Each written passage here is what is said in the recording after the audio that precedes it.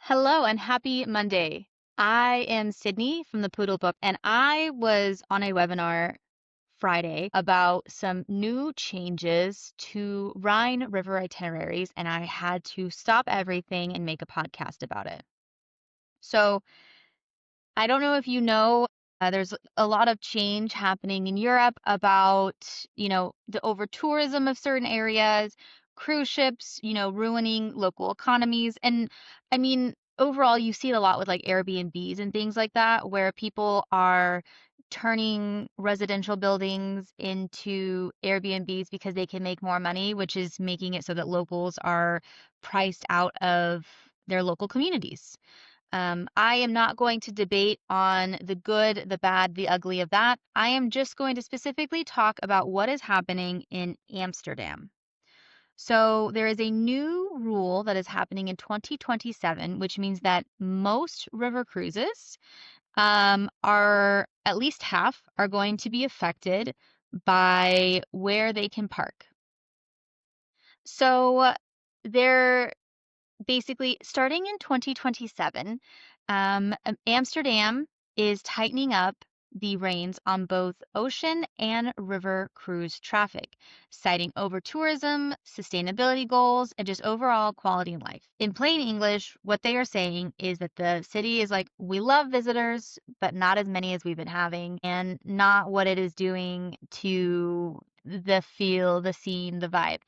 And so for river cruisers, this means that if you have ever wanted to start or end your cruise in Amsterdam, I would suggest doing it this year versus, or in 2026 versus 2027, because it's going to look a little different. All right. So why is Amsterdam making these changes? Amsterdam's canals are your postcard perfect, behind those pretty views lie the city that is just bursting at the seams. In a typical year, Amsterdam welcomes more than 20 million visitors. And a big portion of that actually comes from cruise ships. Between river cruises, ocean vessels, and tour groups, it's just gotten to be a little too much for Amsterdam. And so the city has decided to take action because of what its citizens are asking for. And so here's what's changing.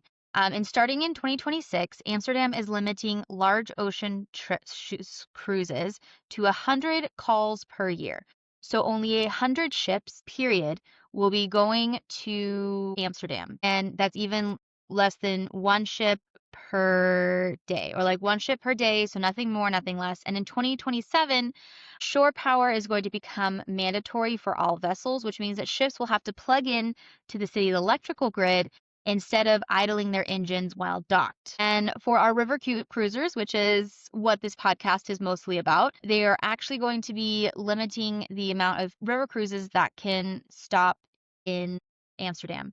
So right now it's about 2,300 ships that will either start, end, or do any part of a cruise in Amsterdam. And in 2027, it will be 1,150. So 1,100 if we're going to round down. That is cutting that number in half, which means that a lot of those river cruises, and I've started to see it where a lot of river cruises are now ending in Cologne, but they're actually going to also be ending, like, to still get Amsterdam, ending the trip in like Rotterdam and things of that nature. In the long run, Amsterdam is also going to be relocating its main cruise terminal, the passenger terminal, out of the city center completely in 2035. And this is part of a broader effort to curb emissions, reduce noise, and make sure locals enjoy their own city. But one of the things that was great when I was on my Rhine River cruise was just being able to hop off and take a 10-minute taxi to my, the place that I was staying, being in the city, having the public transit just right there so you could take it and move on to your next destination. And that is not going to be the case starting in 2027 for most of them. I'm not going to say that it's not something that can happen on your trip, but I'm just letting you know that it is a possibility that the river cruise that you're looking at taking, if you're wanting to go 7 and do the Rhine, is going to be affected by this rule. So who's affected and how cruise lines are adapting? So there isn't anything super official yet on who's doing what and where. I have heard that Uniworld for sure is going to be moving their ships to Rotterdam. And that is actually 50 miles southwest of Amsterdam. So without traffic, that's 1 hours. And during rush hour, it's going to be 90 minutes to and from your destination. And one of the things about river cruising is you are definitely going to want to be, or the sales pitch is that you are close to the city. Now, I will tell you, not every destination on the river is just like you walk out and you're there, but a lot of them are within 15 to 20 minutes drive max to get to those city centers. So this is going to be a shift and something to think about on your trips. And, Uniworld is just the first one to announce, but I know that there are a lot of them that are going to be doing that so they can still get the Amsterdam experience. And because seeing the canals, doing all those other things is just part of the Rhine River. I just had a bunch of clients who came back and they were like, Amsterdam was our favorite. The hotel, which is actually the background on my screen, was just super fabulous. And so wouldn't be surprised in the next couple of months you see a lot of other river cruises who are making that same decision to move out of Amsterdam because of how much it's going to cost to get one of those exclusive spots, how it's going to affect how long you're going to stay in the city, and all of the other new regulations that haven't been figured out that are going to affect this. So you're going to have a lot more coach transfers and things of that nature. Rotterdam, I'm not saying is a bad place. It is a modern, it's a spacious port. It's easy for logistics, for buses, for luggage, because, Amsterdam is a compact city. So when you're there, it is definitely not like ports are just how it is. And that's going to be one of those things. But it's not the iconic typical experience, which is Amsterdam or getting off and being in Amsterdam. It's going to add time to your day and things of that nature. So those are things I had to just jump on and kind of talk about this because I think it's going to affect a lot of people. And I have had a lot of clients who were like, I'm looking at 2027. And so if you were looking for the Rhine, I would either push that up or expect to have a different transfer. And then when I do that, I would expect to spend a couple of days in Amsterdam, either before or after your trip, so you get to enjoy the city versus having to deal with all of these sort of issues that are going to be happening now. And so when you get off, you're like, oh, I'm going to be able to explore here. It's just going to have it's going to have at least 2 to 3 hours of travel time round trip. Now, let's talk about what is like this uniform shift. So, for years that I've been selling, the Rhine River almost looks identical. Amsterdam to Basel, Basel to Amsterdam. That has been the bread and butter route for decades. And with these new rules that Amsterdam is imposing, things are about to get creative. Most likely, you're going to see Rotterdam to Basel, or they might say Amsterdam still, but if you actually look at where they're going to be parking, it's going to be Rotterdam, and they're just going to be selling Amsterdam. You're also going to see a lot of shifts to, as I talked about, Cologne, Dusseldorf, Utrecht. So these are going to be areas that are close to or might be completely where we're not even going into the Netherlands. And it might be more that Amsterdam is the land extension to a river cruise rather than docking there. And it's going to be adding that additional time.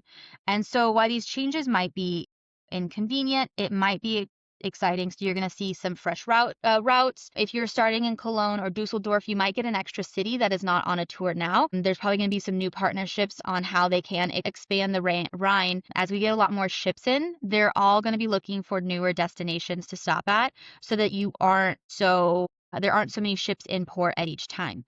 And I say that when there's only a max of 190 people. So on average, it's 150 people per ship. And if there were 3 of them, you're still only talking about 450 people in a town of, let's say 500,000 if you're in Cologne. But it still makes a difference. And it's still just like the inconvenience of finding parking because the more ships there are, the less local park, like in destination parking there's going to be and things of that nature. So while the classic Amsterdam is disappearing, it isn't disappearing, it's evolving. And we're going to be seeing a cut of over half of those ships are now no longer going to be going to Amsterdam. So what does this mean for you, right? The bottom line is if cruising from Amsterdam has been on your bucket list, you can't wait. You can't wait for 2027 unless you want to do an extensive pre or post after your trip.